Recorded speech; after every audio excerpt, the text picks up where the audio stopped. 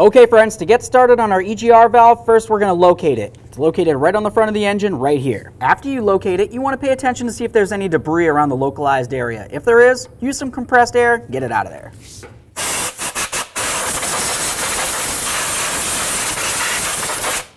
The next thing we're going to do is remove the wiring. If you were to look from the back side right here, you're going to be able to see there's a little tab. Go ahead and pull on that and then remove the wiring from the EGR.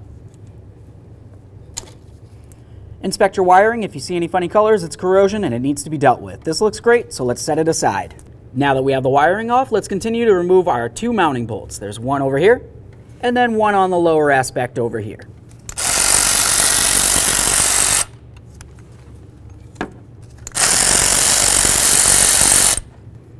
Let's go ahead and grab onto that EGR valve. There it is, friends.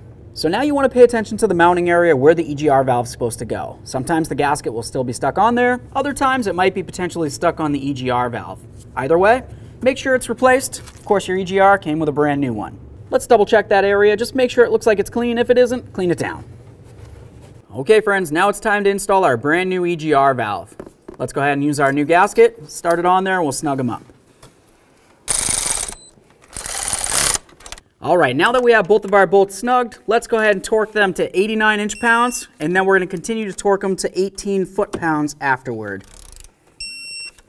Now let's do that 18.